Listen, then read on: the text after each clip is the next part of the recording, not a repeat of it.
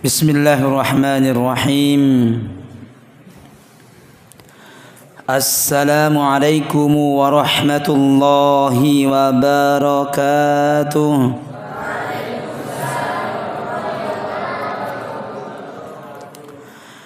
Innal hamdalillah nahmaduhu wa nasta'inuhu wa nastaghfiruh wa na'udzu billahi min syururi anfusina wa min sayyiati a'malina.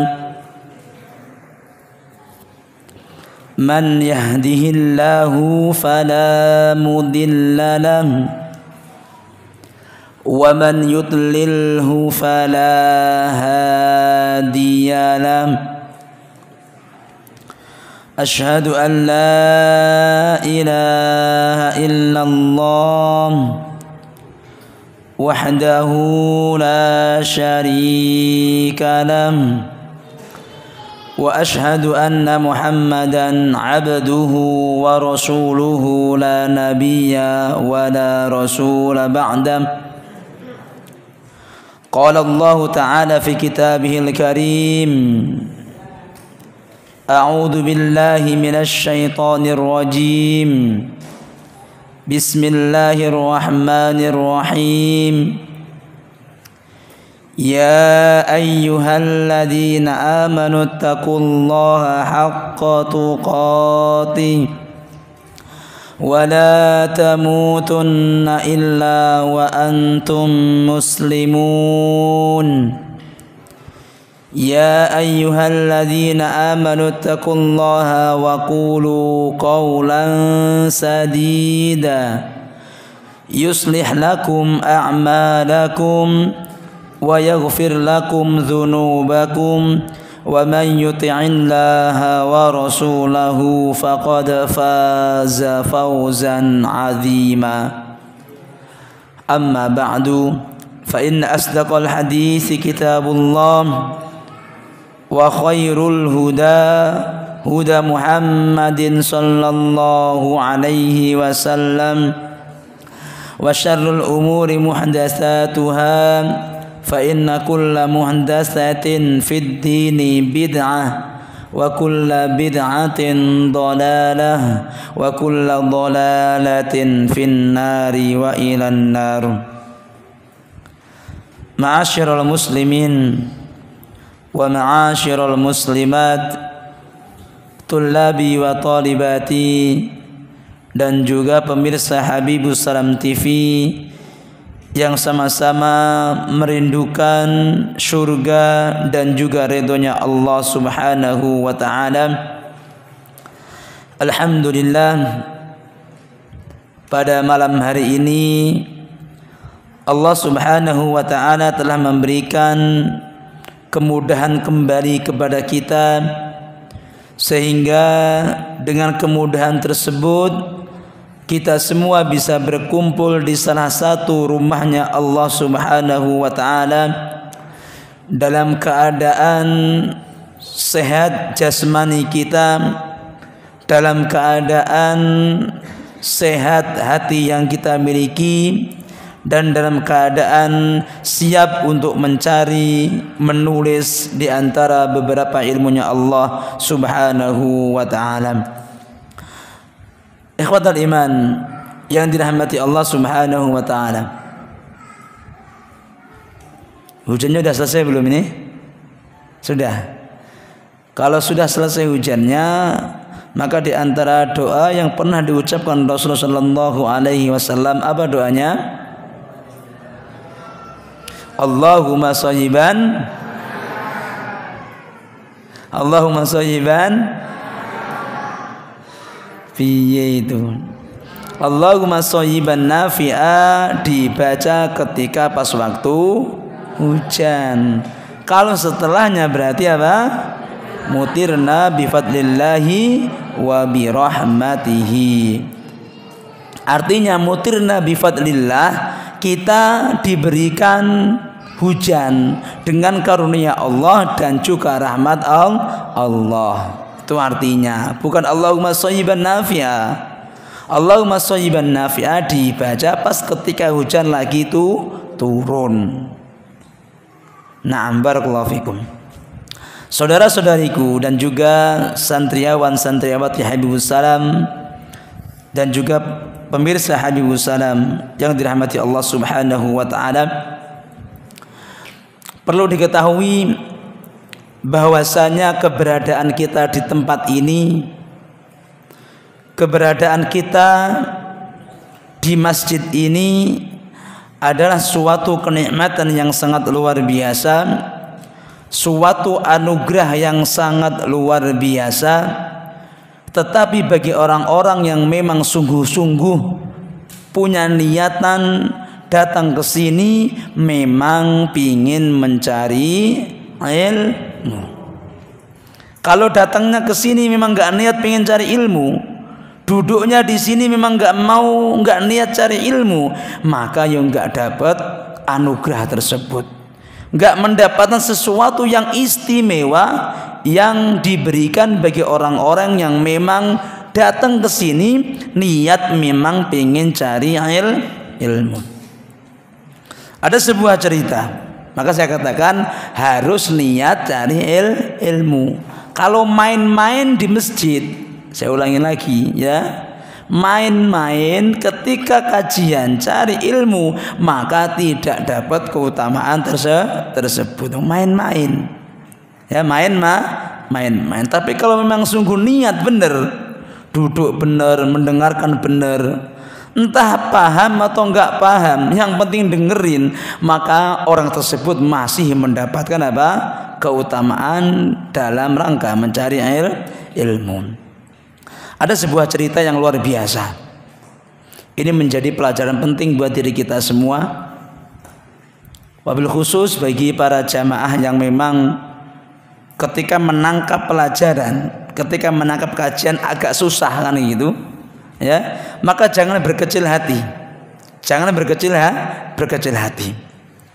Suatu hari ada seorang masyayikh, saya lupa namanya, kalau nggak salah Syekh Ibnu Utsaimin rahimahullahu taala.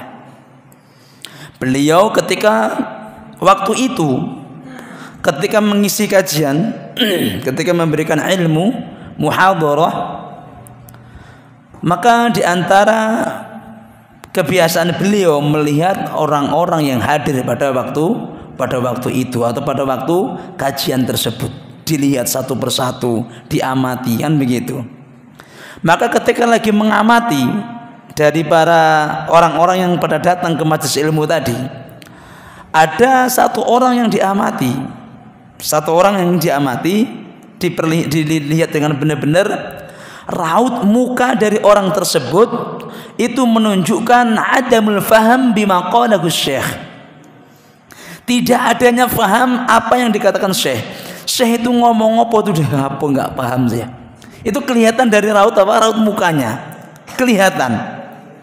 Jadi kelihatan orang ini nggak paham orang ini. Kan kelihatan. Maka setelah itu ditanya, kelihatan gelagatnya memang nggak paham. Tadi ditanya sama Syekh, Syekh ya siapa namanya atau bagaimana, ditanya kan, apakah kamu paham dengan hal fahim tamakult, paham nggak dengan yang tak katakan, paham nggak dirimu? Ma fahim tuh, nggak paham aku, nggak paham apa yang kau ucapkan, karena memang waktu itu kajiannya memang dalam ilmu yang agak berat, bukan ilmu yang ringan-ringan. Maka wajarnya nggak paham. Setelah nggak paham, maka langsung Syekh ini mengatakan kepada orang tersebut, walima ji'tahuna idza ma fahimt. Terus ngopo kamu kesini kalau emang nggak paham tuh, ngapain kamu kesini? Datang ke sini kamu tuh ngapain? Kalau memang nggak paham. Maka selanjutnya ketika ditanya perkataan tersebut, maka seseorang yang duduk tadi menjawab dengan jawaban yang sangat luar biasa, menjawab jawaban yang sangat luar biasa yang membuat Syekh ini tercengang. Apa jawaban beliau? Iya, memang saya nggak paham, tetapi saya ingat dengan suatu dalil, suatu hadis yang mengatakan bahwasanya orang-orang yang duduk di majelis ilmu mereka semua tidak akan membuat kita sengsara. Dalam suatu hadis yang sangat panjang, Rasulullah SAW telah mengabarkan kepada kita semua bahwasanya Allah itu memiliki malaikat-malaikatnya Allah yang setiap hari itu selalu mencari majelis zikir. Dicari-cari majelis tersebut, kalau ada maka malaikat ini akan datang ke majelis tersebut bersama orang-orang tersebut sampai bahkan dikatakan sampai memenuhi langit dunia, langit pertama kita penuh dengan malaikat sampai mereka semua mengepakkan sayap-sayapnya. Ini semua menunjukkan malaikat memiliki sayap. Selanjutnya ketika majelis itu selesai maka mereka semua pergi ke langit, naik ke langit. Setelah naik ke langit ditanya oleh Allah Subhanahu wa taala, dari mana? Walaupun Allah sudah tahu. Maka dijawab, saya dari tempat majelis zikir begitu. Menemukan dengan hamba-hambamu yang ada di dunia. Terus ditanya, apa yang mereka inginkan? Ditanya, maka mereka semua menginginkan surga. Apakah mereka semua sudah tahu surga? Belum.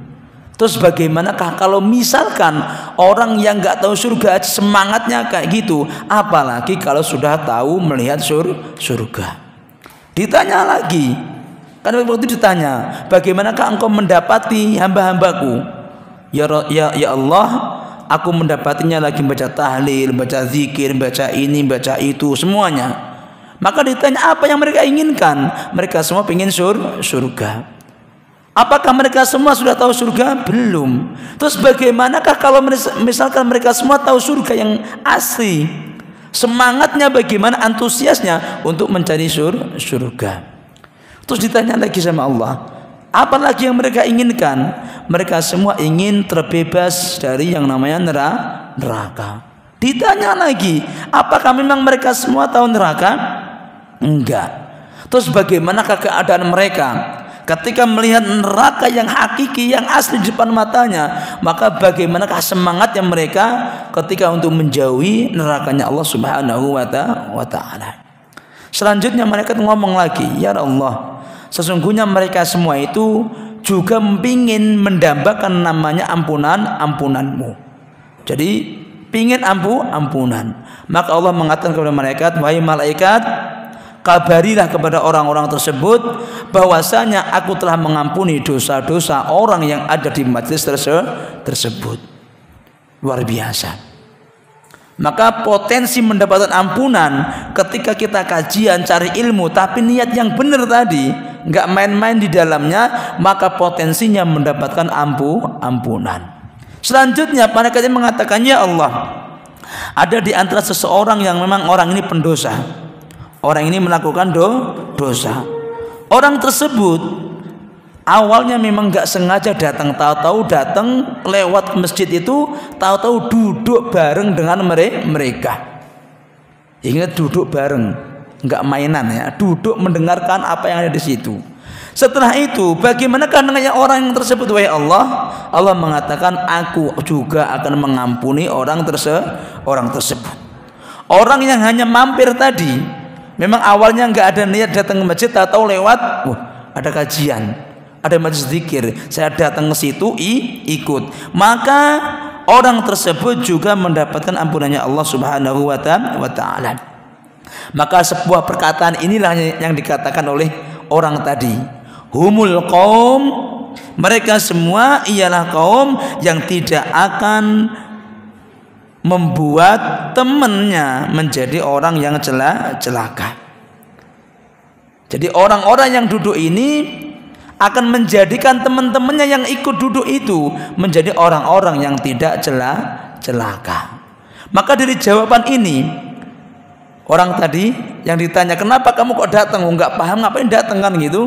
Maka orang mengatakan, aku itu pingin, ya ingat dengan hadis itu, bahwasanya aku duduk pun di sini masih juga mendapatkan ampunan Allah Subhanahu wa ta'ala, dan aku nggak bakal celaka. Itu perkataan ya beliau. Maka Syekh ini tercengang ketika mendengar jawaban tersebut, sehingga beliau mengatakan sebuah perkataan yang luar biasa, kun ji'tu li'allimahu. Syekh ini mengatakan, ji'tu li'u'allimahu. Aku datang ke sini sejatinya ingin memberikan ilmu kepada orang-orang tersebut. Akan tetapi walakinnahu yu'allimuni. Akan tetapi dialah yang malah ngajari saya. Saya itu datang ke sini pengen ngajari orang, tetapi malah tahu-tahu jamaah yang ngajarin ustadznya, jamaah yang ngajarin siapa? Syekhnya. Membuat syekh tersebut ingat dengan hadis tersebut. Maka dari sini ikhwatal iman yang dirahmati Allah Subhanahu wa taala. Kalaulah misalkan memang kita belajar kajian benar-benar niat karena Allah, enggak main-main, maka Allah akan memberikan banyak sekali manfaatnya. Baik surganya, jauh dari nerakanya, dapat ampunannya, dan yang lainnya. Ini bagi orang-orang yang memang serius cari ilmu. Tapi kalau hanya mainan, ya, ngobrol, gambar, dan yang lainnya, nah, saya nggak tahu itu.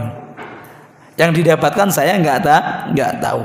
Tetapi kalau memang benar-benar entah paham atau nggak paham, oke? Paham atau enggak paham, maka tetap akan mendapatkan apa yang dijanjikan siapa? Allah Subhanahu wa ta'ala, yaitu mendapatkan ampunan dari Allah Subhanahu wa ta'ala. Maka dari sini ikhwatal iman yang dirahmati Allah Subhanahu wa ta'ala, semoga perkumpulan yang memang kita lakukan ini memang perkumpulan yang akan nantinya membuahkan banyak sekali ampunan-ampunan untuk kita semua, dan juga membuahkan pahala-pahala yang sangat banyak di sisinya Allah Subhanahu wa ta'ala, yang nantinya ini semua menjadi modal besar buat diri kita semua untuk bisa memasuki surganya Allah dan juga bisa mendapatkan ridhonya Allah Subhanahu wa ta'ala. Amin ya rabbal alamin.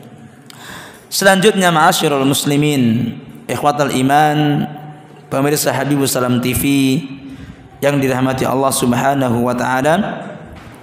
Pada kesempatan malam hari ini kita akan melanjutkan kajian kita, yang mana kita akan membahas tentang beberapa perkara-perkara berkaitan dengan al-julus baina sajdataini, duduk di antara dua sujud.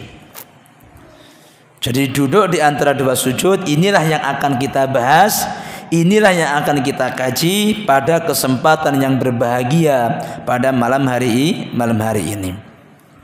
Ikhwatal iman, saudara-saudariku yang saya cintai karena Allah Subhanahu wa ta'ala, perlu diketahui bahwasannya al-jalsah baina sajdataini, duduk di antara dua sujud, ruknun min arkanis salati, dia termasuk rukun di antara rukun-rukun salat. Wa hadha madhhabul jumhur, ini pendapat di antara jumhur ulama. Hampir mayoritas semua para ulama, bahkan dikatakan ijma' ala anna al-jalsah baina sajdataini ruknun min arkanis shalah. Jadi duduk di antara dua sujud itu memang sudah menjadi pendapat para ulama, bahkan dikatakan ijma', itu adalah rukun di antara rukun-rukun salat. Kalau memang duduk ini menjadi rukun di antara rukun-rukun solat, maka mau nggak mau, kalau kita semua ingin mendapati solat kita solat yang sah, diterima oleh Allah, maka harus melakukan yang namanya sujud, duduk di antara dua sujud. Mau nggak mau, syi'na am abaina, mau atau tidak mau, wajib kita melakukan duduk di antara dua sujud. Kenapa? Karena itu memang di antara rukun sholat. Di antara dalil, adapun di antara dalil yang menyebutkan, yang memberitahukan kepada kita semua bahwasanya duduk di antara dua sujud itu ialah rukun dari rukun-rukun sholat, ialah hadis musi'us sholati, Apa artinya? Musi'us sholati. Asa'a yusi'u musi. Apa asa'a? Musi'us sholat itu artinya orang yang sholatnya jelek. Musi'us sholah, sholatnya jelek. Maka dalam hadis yang sering kita baca, ada seseorang yang mana ketika orang tersebut sholat dan Rasulullah SAW dalam keadaan di pojok masjid, tahu-tahu sholat, setelah selesai sholat maka salim kepada Rasulullah, mengucapkan salam. Rasul pun mengatakan, sholli fa innaka lam tusolli. Sholatlah kamu, ulangi sholatnya karena kamu belum sholat. Sholat lagi orang tersebut. Setelah sholat lagi kembali kepada Rasulullah. Rasul mengatakan lagi, sholli fa innaka lam tusolli. Disuruh kembali lagi untuk melakukan sholat. Selanjutnya sama, diulang berkali-kali. Saking udah bingungnya orang tersebut, suruh ngulang, bingung. Ya Rasulullah, saya itu nggak bisa sholat, maka alimni, ajari saya. Suruh ngajari bagaimana sholat.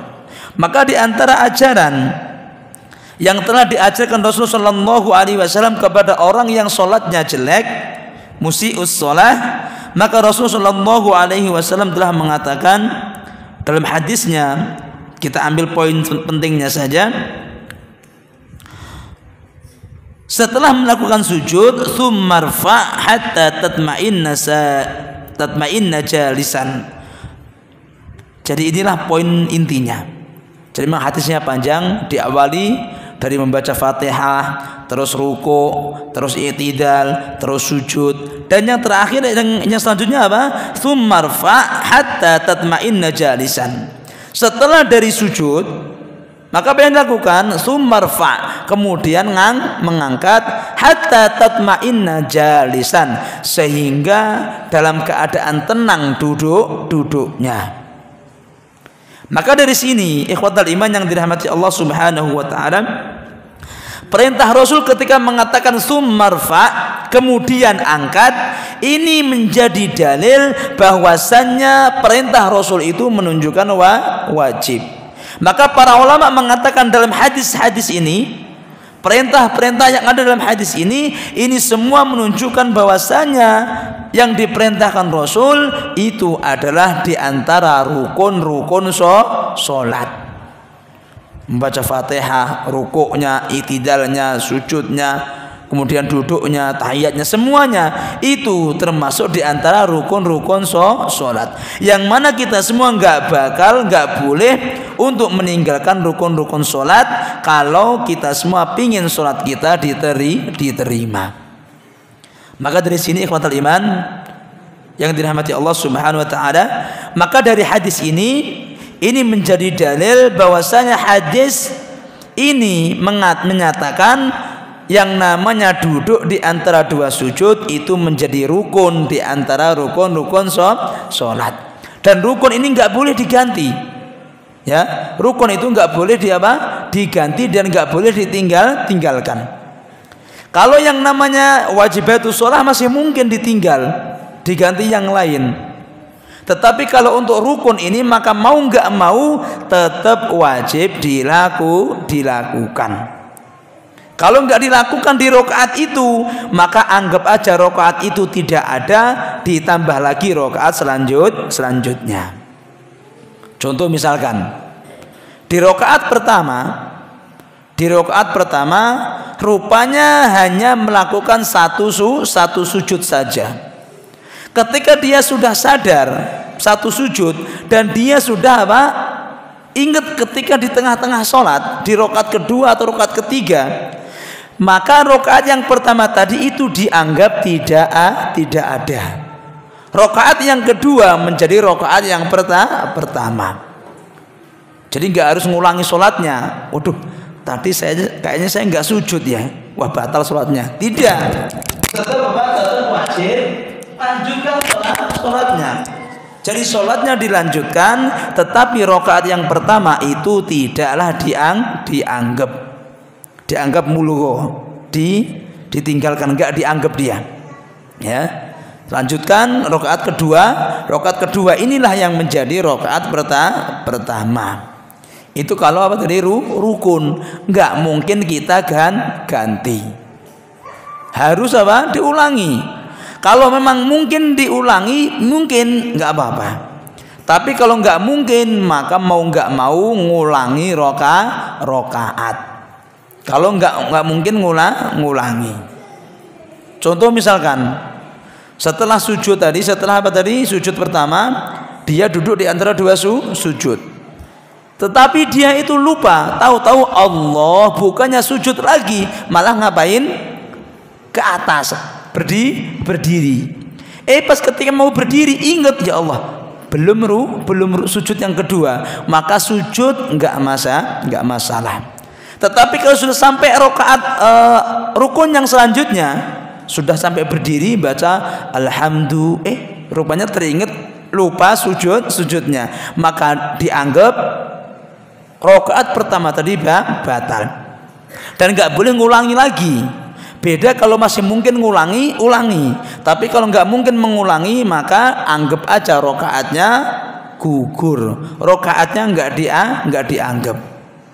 Ini cara bagaimanakah kita semua ketika bermasalah dalam rukun sholat kita.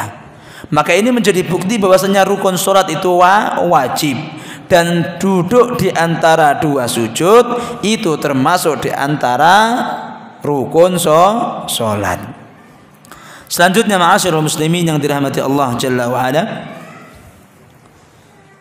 sudah adzan belum ini? Berapa menit lagi? Nah, siapa yang punya jam berapa menit lagi biar nyantai enak? Jam berapa? 35. Kurang berapa berarti? 3 menit.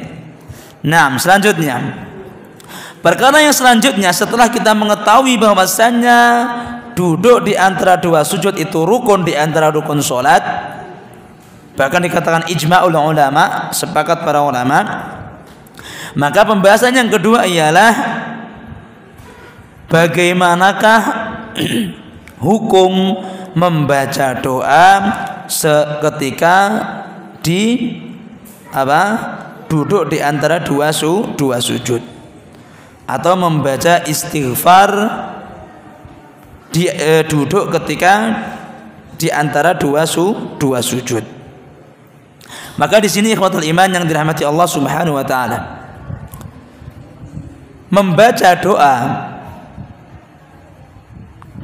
ketika kita duduk di antara dua sujud, maka para ulama mengatakan, jumhur ulama mengatakan bahwasanya hukumnya ialah sunnah.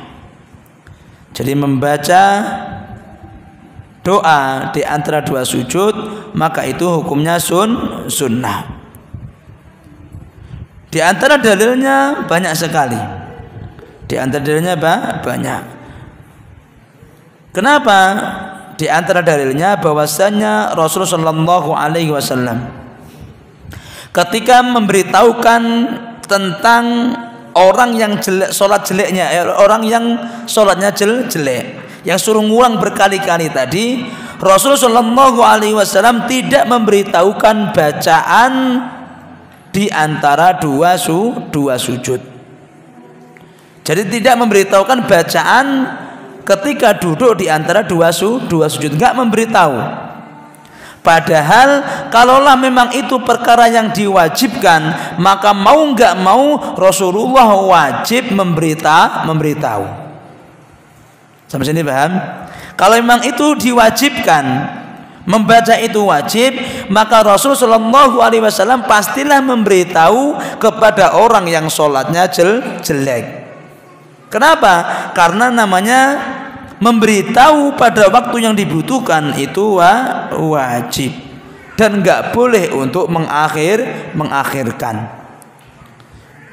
Saya ulangi lagi, memberitahu penjelasan ketika dibutuhkan waktu itu hukumnya wajib, dan mengakhirkannya itu tidak diperbolehkan.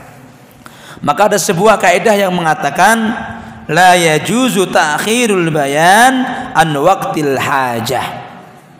Ini kaidah yang sering kita hafal, sering kita dengar, bahwasanya la yajuzu ta'khirul bayan, tidak boleh mengakhirkan bayan, tidak boleh mengakhirkan penjelasan ketika waktu dibutuhkan. Jadi kalau memang perkara itu dibutuhkan, ya langsung kasih tahu aja, jangan tunggu nanti. Bagaimana sholatnya, bagaimana rukuknya, ya kalau memang tahu, beritahu pada waktu itu, jangan tunggu nanti. Kenapa? Karena la yajuz, tidak diperbolehkan mengakhirkan penjelasan, mengakhirkan jawaban pada waktu yang dibutuhkan.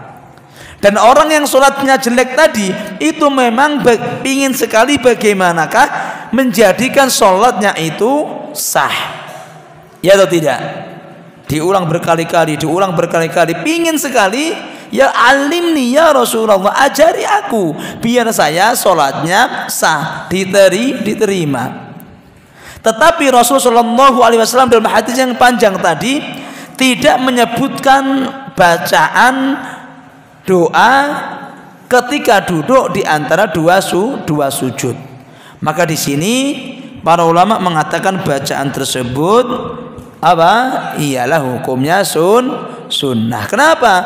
Karena mengakhirkan penjelasan ketika dibutuhkan itu tidak diperbolehkan. Dan dalam hadis tersebut Rasul tidak memberitahu bacaan duduk di antara dua sujud. Kalaulah wajib pasti Rasul memberitahu. Tetapi gara-gara nggak wajib, maka Rasul memberitahunya kebanyakan yang wajib saja pada hadis tersebut. Ini dalil yang pertama. Adapun dalil yang selanjutnya,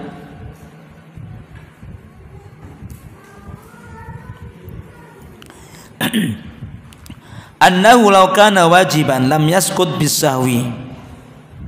Kalaulah misalkan memang perkara itu wajib, lam yaskut, maka tidak akan gugur hanya dengan lupa.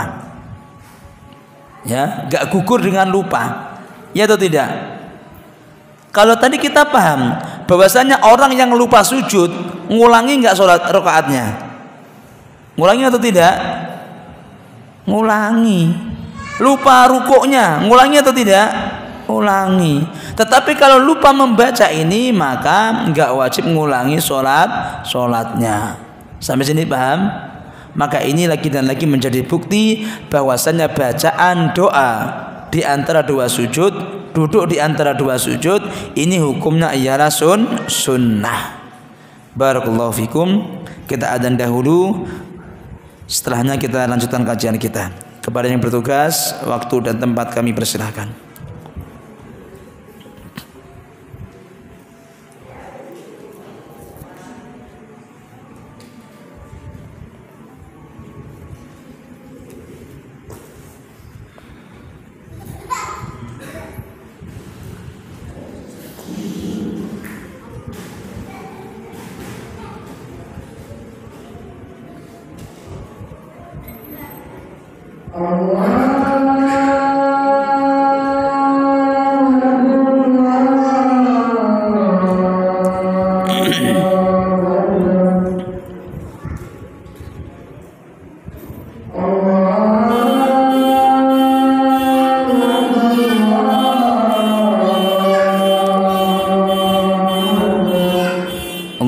Allahu Akbar.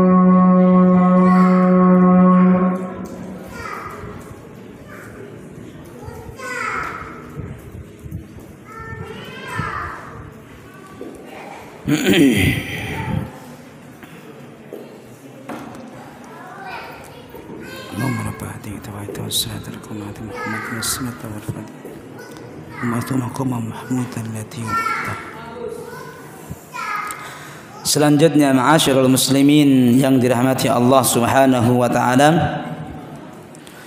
pembahasan selanjutnya ialah bagaimanakah duduk yang disunnahkan Rasulullah sallallahu alaihi wasallam ketika melakukan duduk di antara dua sujud.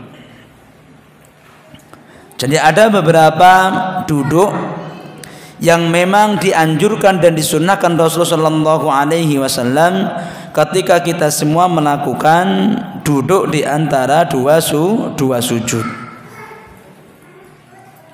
Adapun di antara duduk yang pertama yang memang dianjurkan dan disunnahkan oleh Rasulullah sallallahu alaihi wasallam ialah bahwasanya ketika kita semua ingin duduk maka disunnahkan untuk duduk dengan cara iftirash.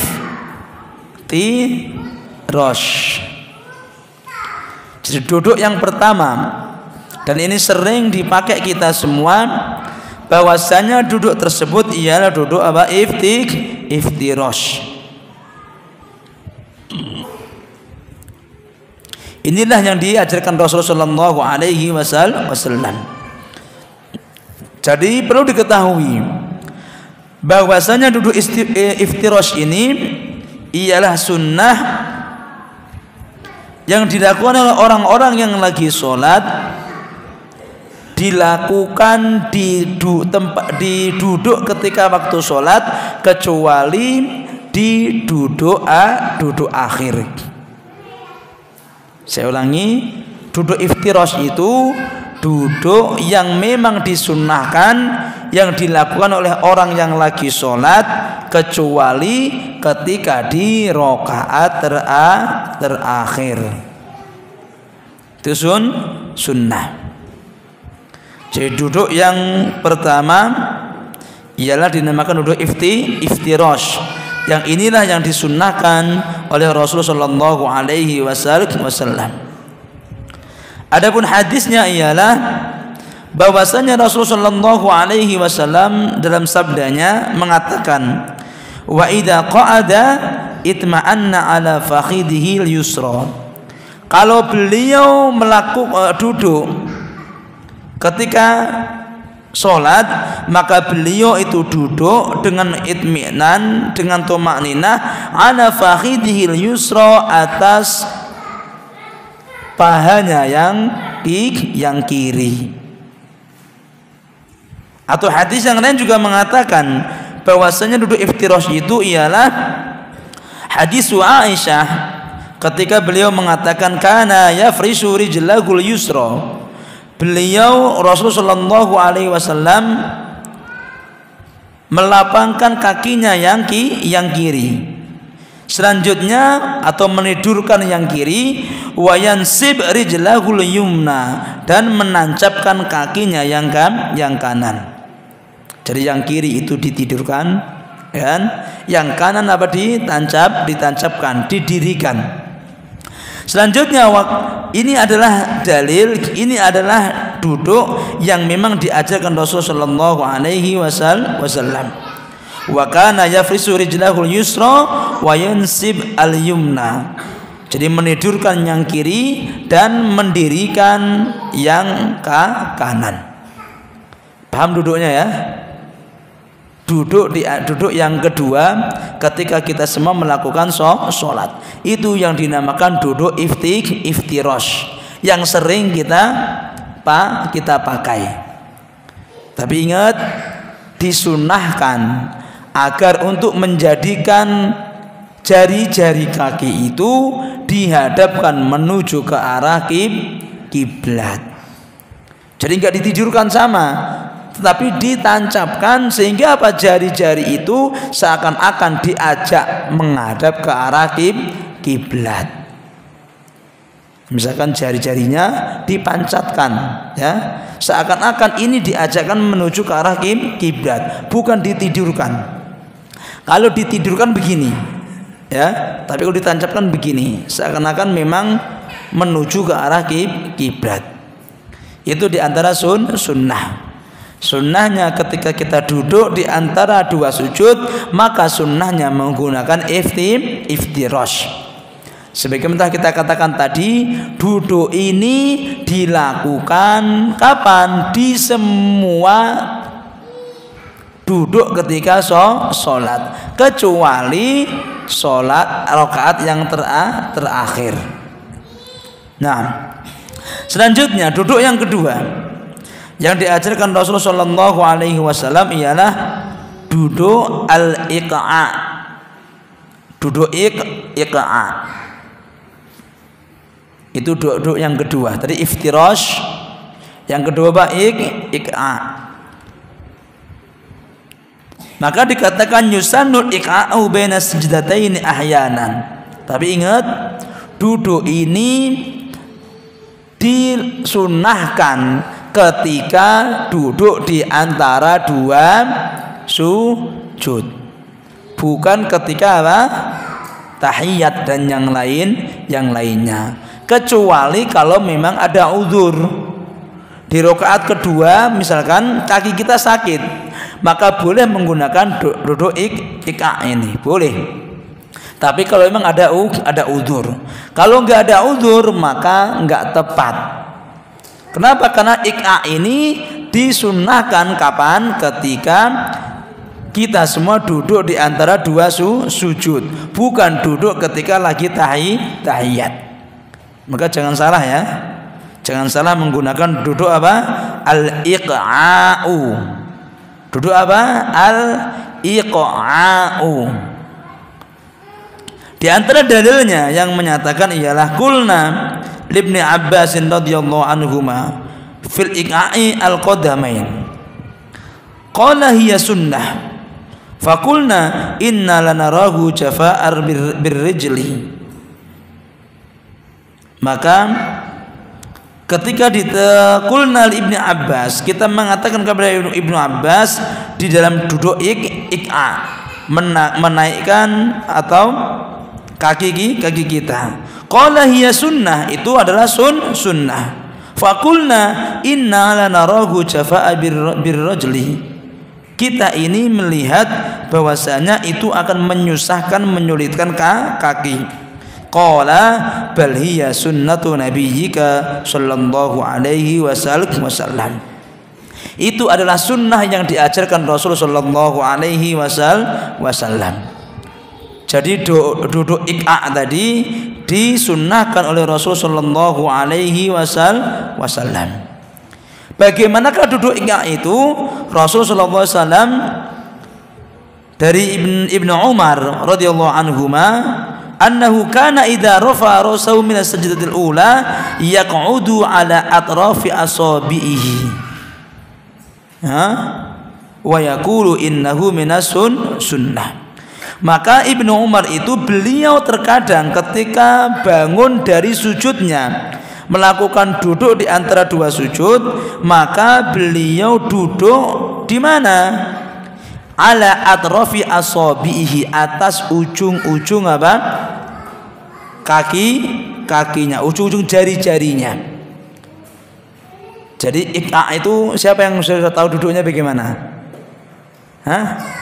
Siapa yang tahu? Duduk ya. Nanti pantat kita, kaki kita diluruskan sejajar lurus begitu kan, dinaikkan tinggi begitu. Nanti kita duduk di kaki kita tadi, di ujung tumit kita. Itu namanya iqa. Sudah paham belum? Coba satu orang praktek biar tahu. Silakan. Enggak pesen sini aja apa biar tahu. Maju cepat. Ini ilmu ini, silakan. Nah, silakan satu aja. Bagaimana? Nah, ingat rapat enggak kakinya? Harus rapat. Kakinya tuh rapat. Ada rapat belum? Nah, inilah yang dinamakan apa? Duduk iqa. Jadi harus dirapatkan, enggak dibuka. Kalau dibuka maka bukan iqa. Inilah yang disunahkan Rasulullah SAW terkadang. Seringnya Rasul itu menggunakan iftirash, ya. Tapi ini juga diantara duduk yang memang diajarkan dan disunahkan Rasulullah SAW. Silakan. Itu duduk apa? Iqa. Yang disunahkan Rasul Sallallahu Alaihi Wasallam. Selanjutnya ikhwatal iman yang dirahmati Allah Subhanahu wa Ta'ala, itulah diantara dua macam duduk yang memang disunahkan Rasul Sallallahu Alaihi Wasallam ketika melakukan duduk di antara dua sujud. Satu iftirash, yang kedua al-iqa.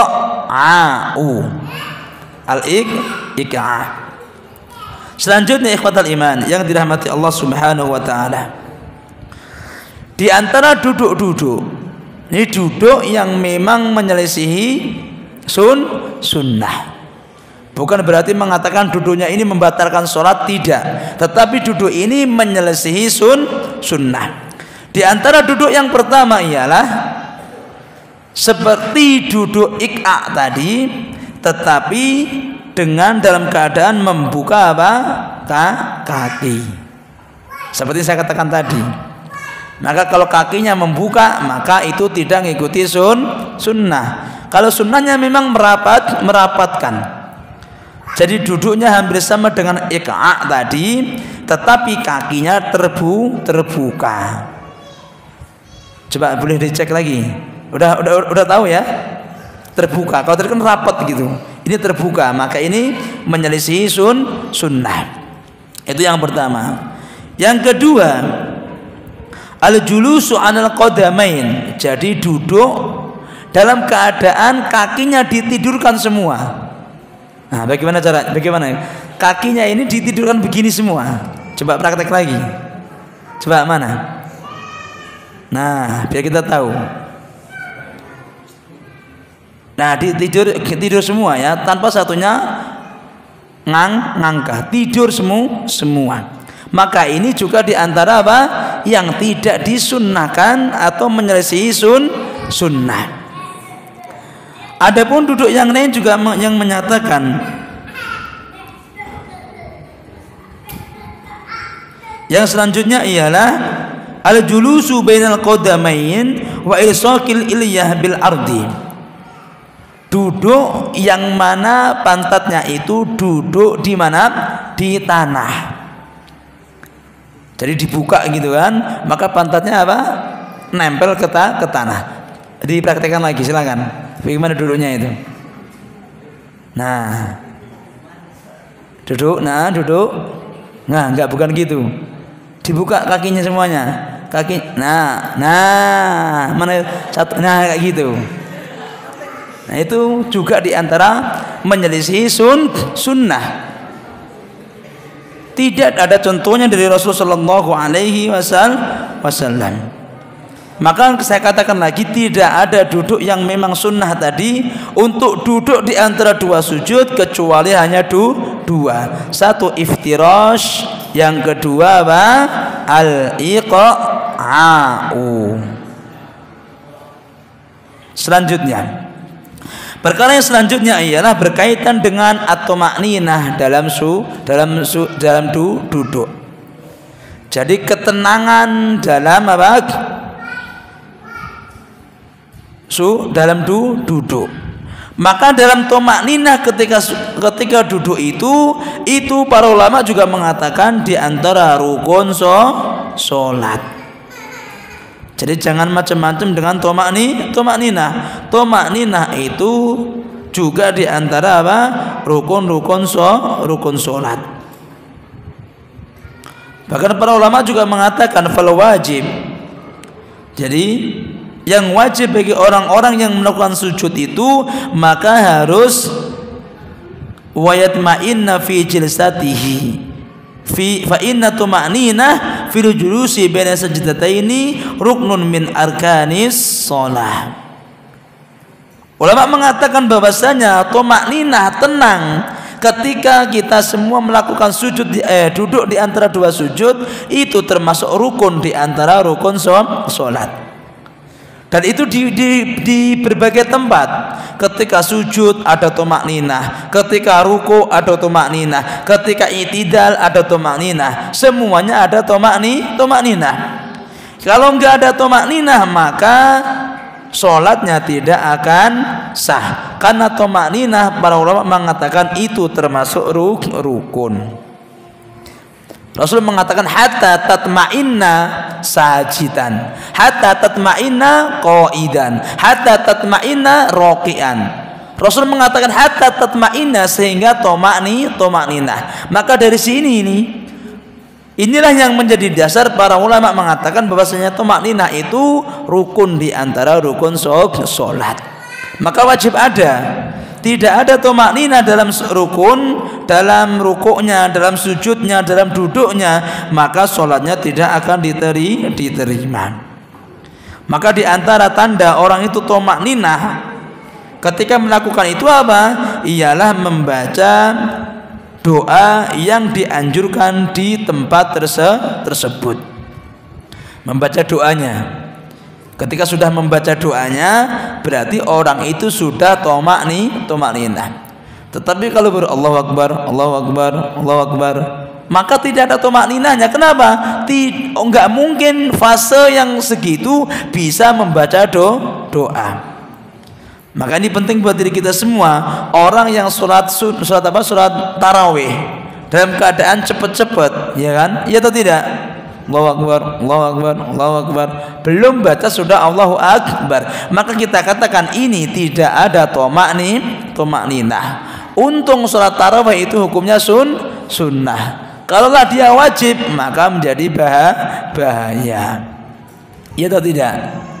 Kalau sholat tarawih sunnah, ya hitung-hitung yang enggak dosa, kan gitu aja. Enggak dosa. Kenapa? Karena sholatnya enggak diterima, kan gitu. Tapi kalau sholat itu menjadi sholat yang wajib, mau enggak mau, berarti sebelum sholat itu diterima, kita semua masih punya hutang untuk membayar sholat kita. Maka dari sini ikhwatal iman yang dirahmati Allah Subhanahu wa taala, ini di antara pembahasan berkaitan dengan jilsah atau duduk di antara dua sujud. Maka dari ini kita berdoa kepada Allah Subhanahu wa taala, semoga Allah mudahkan kita semua dalam rangka di dunia yang sementara ini bisa mencari bekal yang terbaik buat diri kita semua, sehingga dengan bekal yang kita miliki nantinya kita semua bisa mudah mendapatkan surganya Allah Subhanahu wa taala. Amin ya rabbal alamin. Yumkin hadza minni. Kita lanjutkan sesi tanya jawab. Aqulu qouli hadza wa astaghfirullah li wa lakum. Wassalamualaikum warahmatullahi wabarakatuh.